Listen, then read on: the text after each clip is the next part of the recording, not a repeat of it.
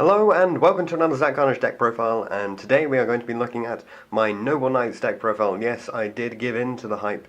Got given the Noble Knights of the Round Table box set by my incredible sister for Christmas, and then filled in all the extra spaces which needed to be put together, and now we've got the deck. It's a bit mixed-mashed in terms of the extra deck sleeves and stuff, just because the cards go into lots of different decks. Rank 4s are pretty popular, so I have to move them around between my decks from time to time, so please don't complain about the variety of colour in here. Just, feel it expresses some inner disorder with me. And let's get on with the deck profile. So to start off, we have 3 copies of Merlin, the magical man.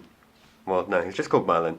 Not even a Noble Knight, so you can't really search him that well. He's not even a warrior, so you can't spell...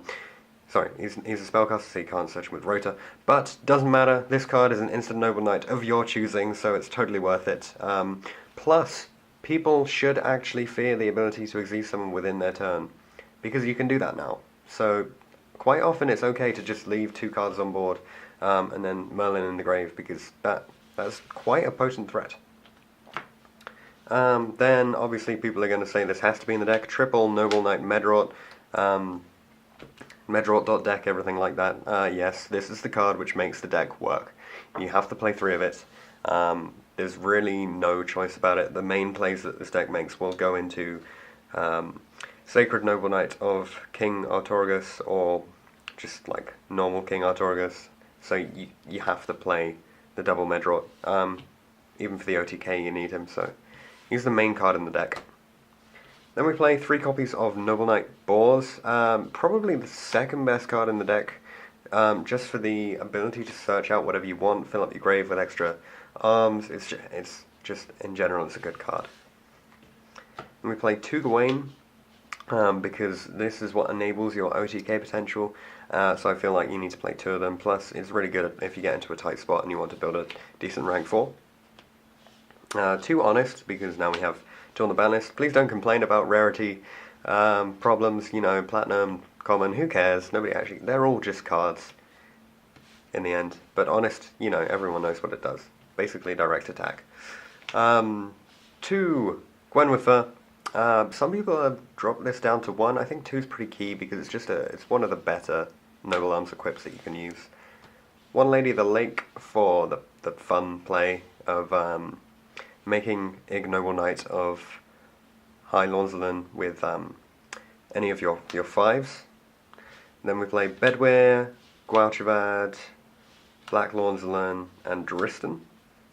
Only 1 5, just, I think, each card is a bit cloggy, don't really like it so much in the deck. Dristan's good for control, Gwalchvad's for the OTK, and Bedwyr just makes your opponent a bit worried about whether they should attack you or not. So that's why you should have it. Bedwyr with 2 monsters and a Gallatin is just really good. Triple reinforcement of the army, because you can search out any of your warriors, totally worth it.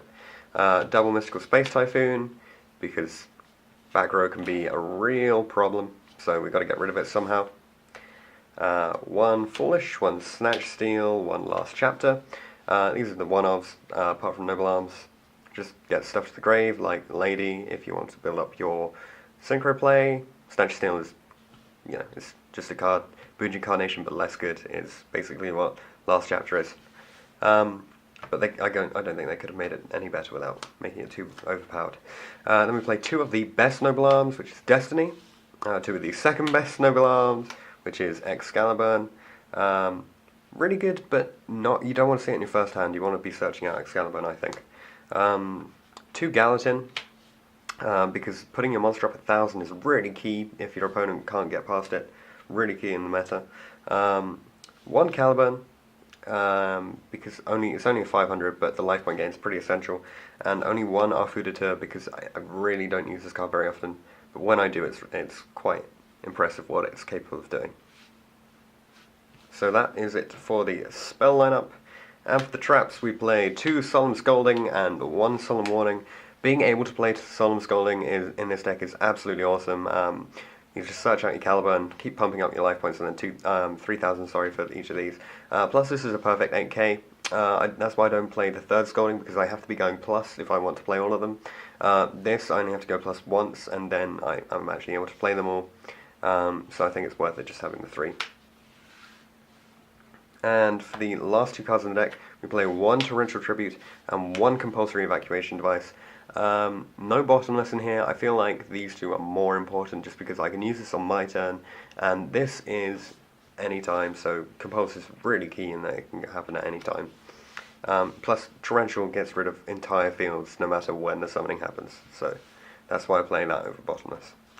And now it's time for the extra deck. You all know what's going to happen here. We've obviously got 2 of Sacred King, 2 of the Normal King, and 1 Ignoble. Pretty standard build. Sacred King is the thing you're going to go into mainly. I've been thinking about putting up to 3, but it's playing well enough for 2 as it is. 3 just for the Excalibur plays, but yeah, that's pretty simple in that respect. They're all good cards. Then we're playing Excalibur and Blade Armor Ninja for the OTK. No explanation needed there, just instant win with that. Heartland Draco because you well control spells, and it's awesome having this when you can't be stopped. Constellar Omega because it's probably one of the best light rank 4s available. Rhapsody and Berserk is really key when you're getting rid of Inferno monsters in the grave, Shaddoll cards in the grave. It's just generally a good card in the meta. Steel Swarm Roach for stopping Pendulum Summons is always awesome. Paladynamo, another just very good light rank 4. Ragnar Zero is good against Clifforts. Diamondar for getting rid of major issues. And Bujinte Tsukiyomi is just quite... You'll go into this when you don't actually need to go into anything, just because you can get that draw advantage and put yourself ahead of the opponent, which is really key in Yu-Gi-Oh! Meta, so that's why we play that. And that was the whole deck profile. So if you've got any questions or comments that you want to make, don't forget you can always leave your comments in the comment section down below. And I'm just going to put the cards in front of the camera if I can find Medrot, because everyone knows this is just essentially Medrot.deck. So yeah, see you in the next video.